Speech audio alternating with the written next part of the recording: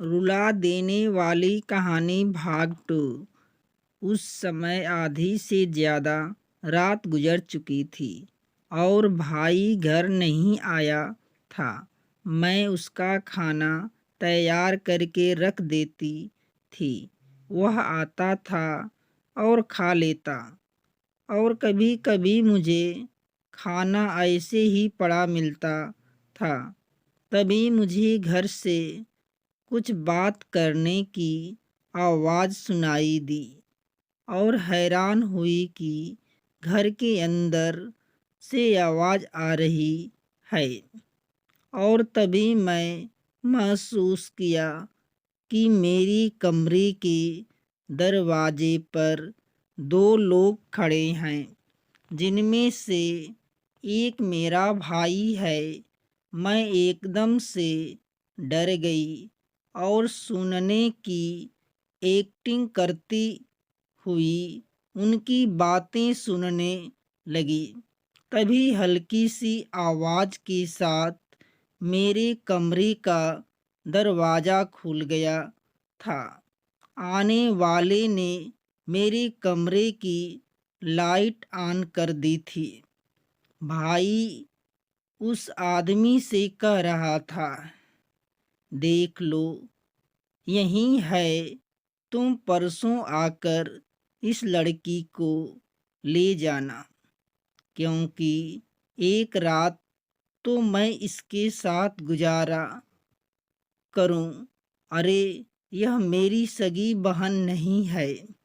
मैं तो बेकार में ही मैं इसे बहन समझ बैठा था।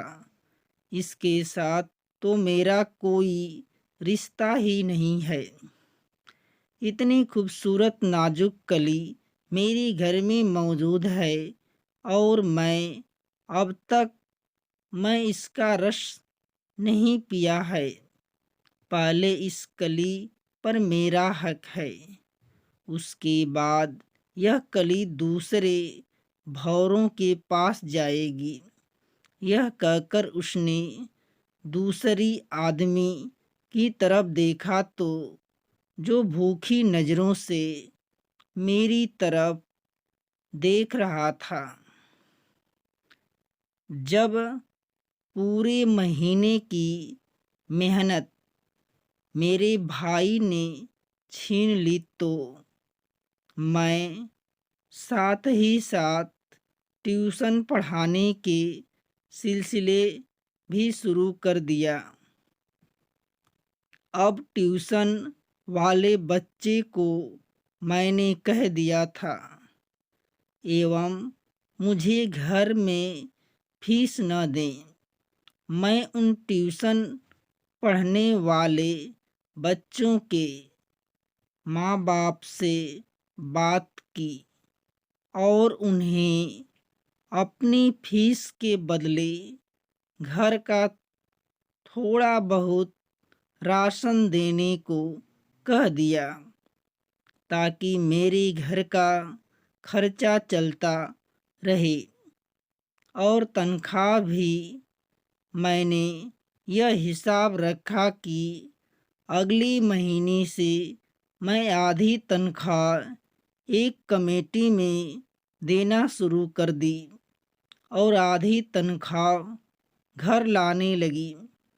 मैं भाई को नहीं बताया कि मैं ऐसा करना शुरू कर दिया। उसे इतना ही कहा कि कॉलेज वालों ने मेरी तनख्वाह कम कर दी है। इस पर मेरा भाई बहुत गुस्सा हुआ, लेकिन मुफ्त के हाथ आते पैसे उसे बुरे नहीं लग रहे थे।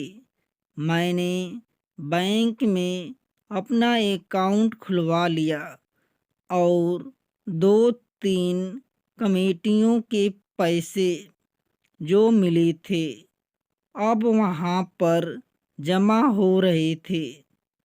मैं जानती थी कि मेरे भाई से मुझे कुछ भी नहीं मिलेगा, इसलिए मैंने अपने लिए जो कुछ भी करना है अपने बलबूते पर करना है। अब मुझे जॉब करते हुए 3 साल हो चुके थे और ट्यूशन की मदद से आने वाले पैसों की राशन की वजह से घर का खाना पीना चल रहा था।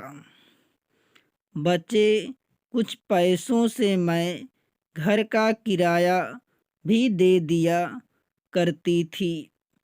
मेरा भाई बिल्कुल ही बेशर्म से अपनी ही बहन की कमाई पर पल रहा था और मेरी कमाई को भी जुए में उड़ा रहा था।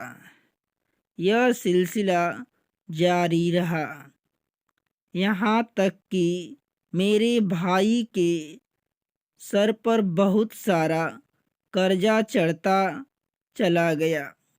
मैं उसे अपने भाई ही मानती थी। मैं उसे अपना भाई ही मानती थी और उसका ख्याल भी रखती थी। लेकिन मेरा भाई मुझे बिना गाली दिए बात भी नहीं करता। मेरी भी मजबूरी थी क्योंकि अब पूरी दुनिया में मेरा कोई भी नहीं था जो मेरे सर पर हाथ रखता। कर्ज की वजह से भाई अब ज़्यादातर घर में ही रहने लगा था और उसे जुआ खेलने के लिए पैसे नहीं मिलते क्योंकि मेरी जैसे सैलरी मिलती थी भाई फौरन छीन कर जुए में उड़ा देता था। बाकी का पूरा महीना वह घर पर बैठा रहता था और एक दिन तो हद हो गई जब कर्जदार अपना कर्ज वसूल करने के लिए घर के दरवाजे पर आए।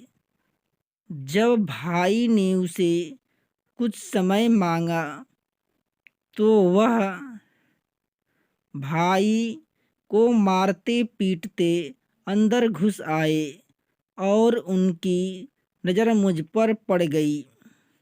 उन्होंने मुझे भी बालों से पकड़ लिया और भाई के कहने लगे, अगर कर्ज नहीं दे सकता तो अपनी बहन हमारे हवाले कर दें।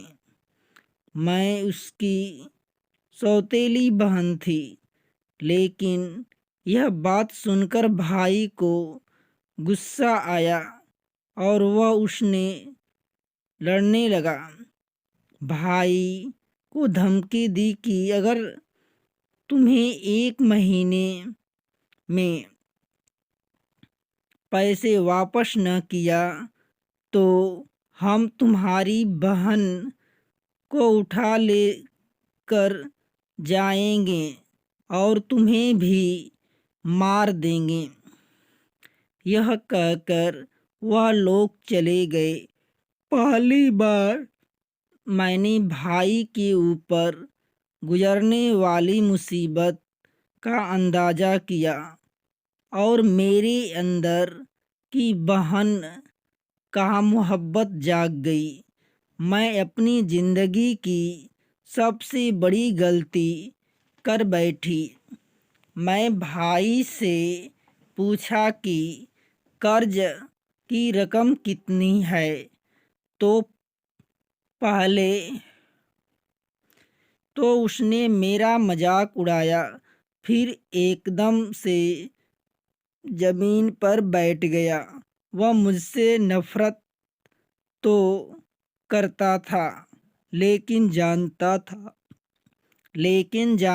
था कि मैं उसकी जिम्मेदारी हूँ। बेशक वह अपनी जिम्मेदारी निभा नहीं रहा था। वह कहने लगा, पैसे बहुत ज़्यादा हैं, तुम इतने पैसे नहीं ला पाओगी। मैं फिर भी जिद करते हुए भाई से पूछा, नहीं, तुम मुझे बताओ कि कितने कर्ज हैं। मैं कोशिश करूंगी कहीं से पैसे लेकर तुम्हें दे दूं। मैं जानबूझकर भाई को अपना अकाउंट और कमेटियों से जमा होने वाले पैसे को नहीं बताना चाहती थी, क्योंकि फिर वह सारे पैसे ले लेता। लेकिन भाई को यह बात कहना भी मेरी यह बहुत बड़ी गलती साबित हुई। भाई ने मुझे बताया कि कर्ज की रकम 5 लाख रुपया है। इस समय तक मेरे अकाउंट में लगभग 12 लाख मौजूद थे, जो मैं अपने फ्यूचर के लिए जमा कर रही थी और प्राइवेट मास्टर की इम्तिहान की तैयारी कर रही थी।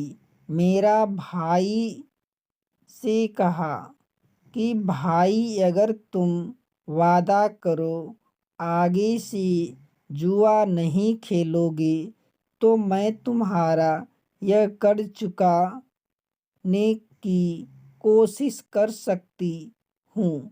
भाई एकदम से मेरी तरफ हैरत से देखने लगा और कहने लगा, तुम्हारे पास इतने पैसे कहाँ से आएंगे? फिर एकदम से उसे गुस्सा आ गया और कार्य लगा हुआ कोई गलत काम तो नहीं सोच रही हो? मैं भाई से कहा, भाई, ऐसी बात नहीं, आप परेशान न हो। आप चाहो तो मेरे साथ। वह कहने लगा कि नहीं, मुझे तुम पर भरोसा है, लेकिन भरोसा मत तोड़ना। पैसे मिलने की बात सुनकर मुझे नरमी से बात कर रहा था। मैंने दोबारा से वादा करने को कहा तो उसने मेरे सर पर हाथ रखकर वादा कर लिया कि अगर मैं अब उसका कर्ज चुका दूं तो वह दोबारा जुआ नहीं खेलेगा। मैं यह भूल गई कि गलत कामों में पड़े हुए लोगों के वादा का कोई भरोसा नहीं होता और वह मौका मिलते ही वादा तोड़ बैठते हैं। भाई की मोहब्बत में अंधी होकर मैं जानबूझकर 10-15 दिन बाद उसे पैसे लाने को कहा, क्योंकि अगर मैं फौरन पैसे का इंतजाम कर दी तो उसे मुझ पर शक हो सकता था। आखिर 16वें दिन मैं भाई को 5 लाख लाकर दे दिया और कहा कि कर्ज की रकम है जो हम महीनों किस्तों में वापस करनी है। भाई तो पैसे देकर पागल हो गया। भाई तो पैसे देखकर पागल हो गया। उसने मेरी बात ही नहीं सुनी और फौरन सारे पैसे उठाकर घर से बाहर निकल गया।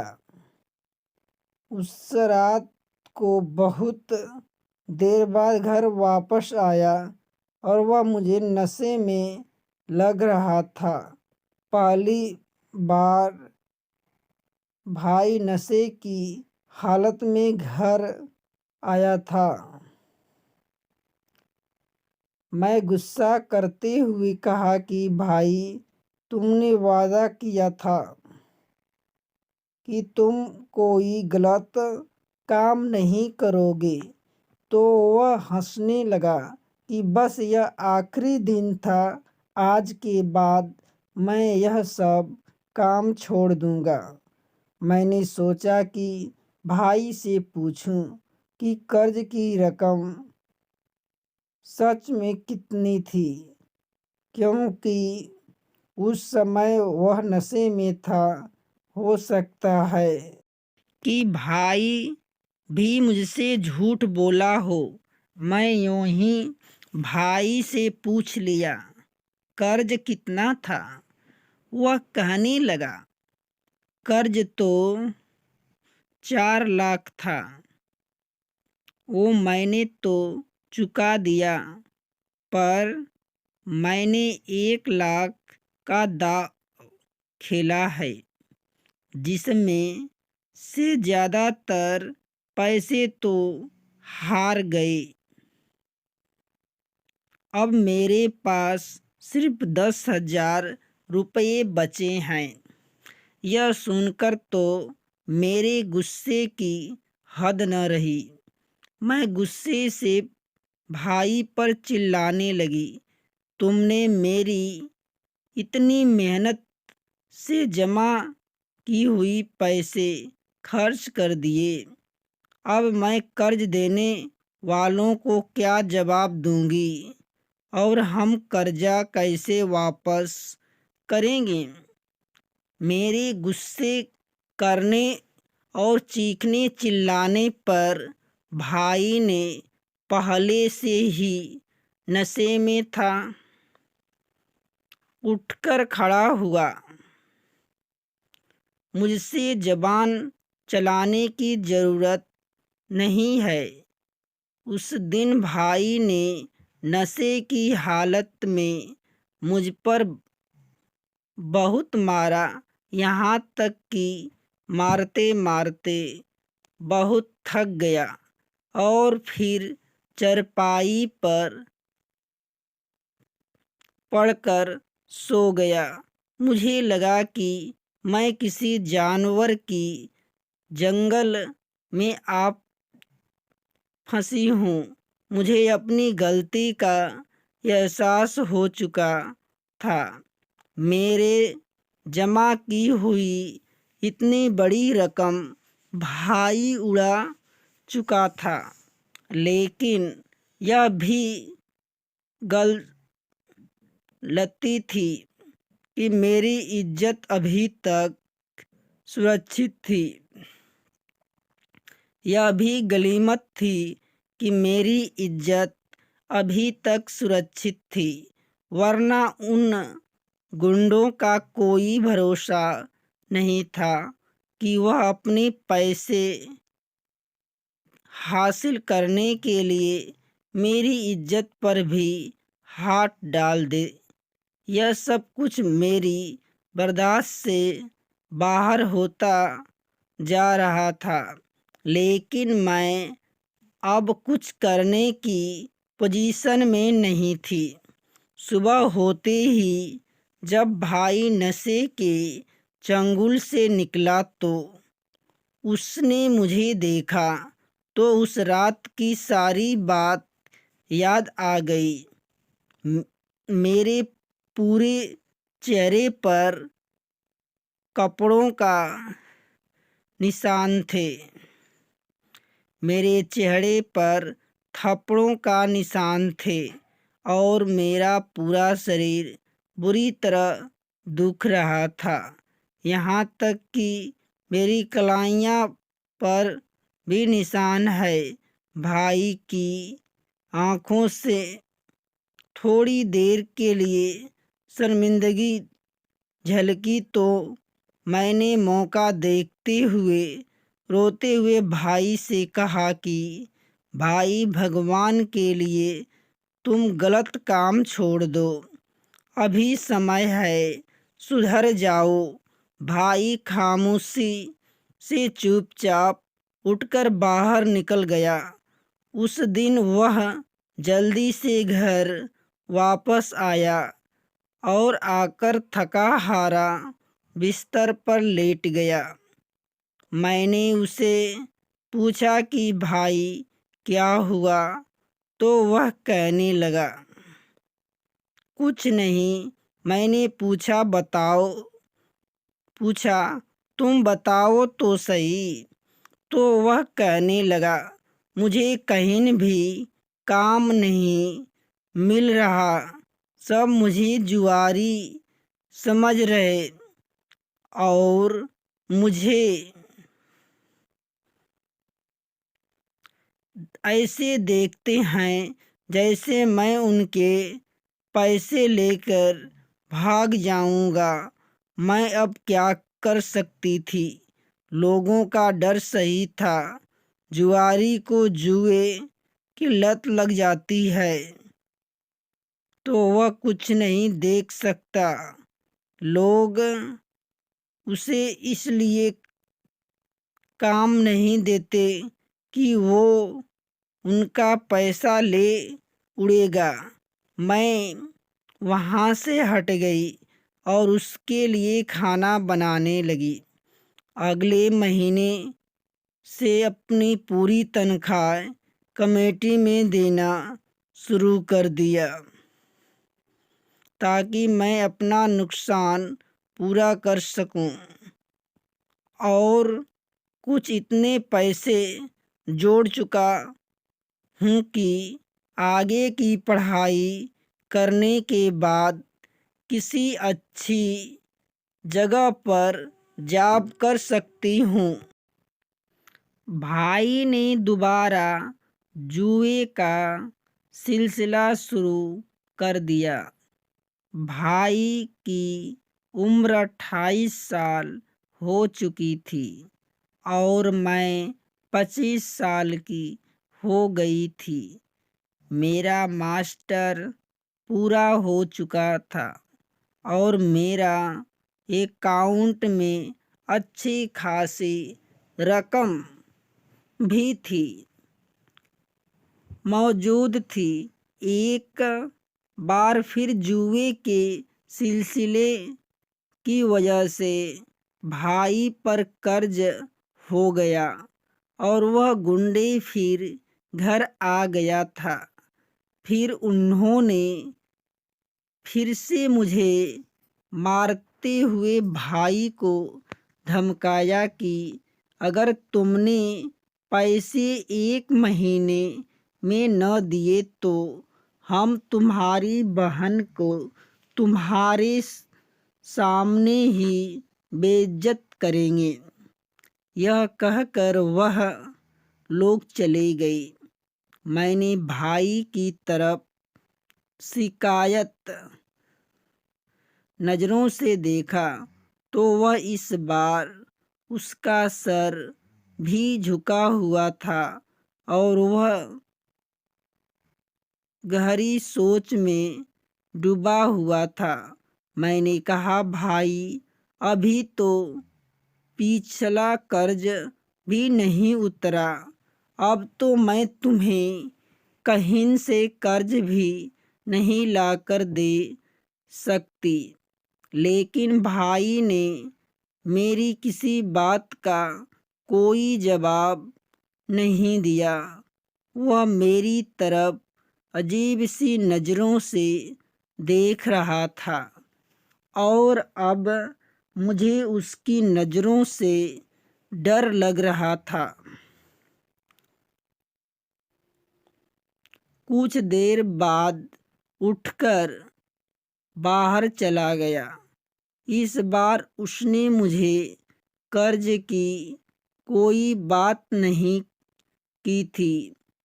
एक दिन मैं ट्यूशन पढ़ाने के बाद और भाई को खाना तैयार करके रखने के बाद से बाहर सो रही थी। उस समय आधी से ज़्यादा रात गुजर चुकी थी और भाई घर नहीं आया था।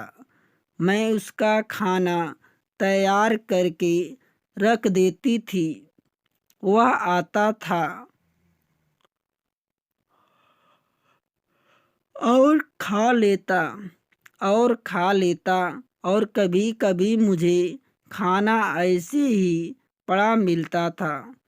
तभी मुझे घर से कुछ बातें करने की आवाज़ सुनाई दी और हैरान हुई कि घर के अंदर से आवाज़ आ रही है।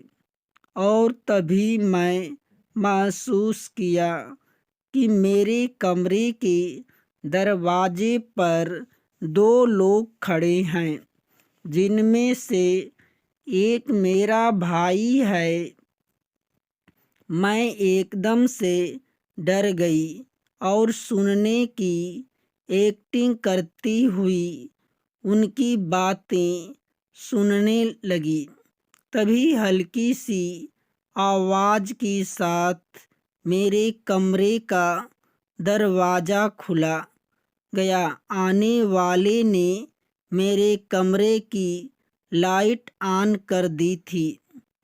भाई उस आदमी से कह रहा था, देख लो यही है, तुम परसों आकर इस लड़की को ले जाना, क्योंकि एक रात तो मैं इसके साथ गुजारा करूँगा। अरे यह मेरी सगी बहन नहीं है, मैं तो बेकार में ही मैं इसे बहन समझ बैठा था। इसके साथ तो मेरा कोई रिश्ता नहीं है। इतनी खूबसूरत नाजुक कली मेरे घर में मौजूद है और मैं अब तक इसका रस नहीं पिया है।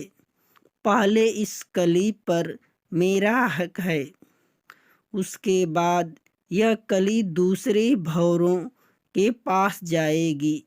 यह कहकर उसने दूसरे आदमी की तरफ देखा, तो जो भूखी नज़रों से मेरी तरफ देख रहा था।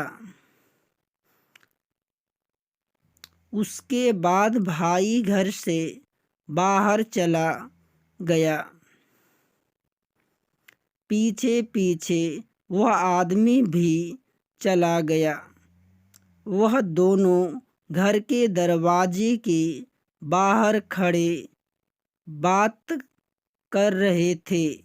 उस आदमी ने भाई से वादा किया कि मैं तुम्हें 15 लाख दूंगा, बस तुम किसी तरह से बेहोश कर देना और उसे यहाँ से ले जाना और मेरा काम हो जाएगा।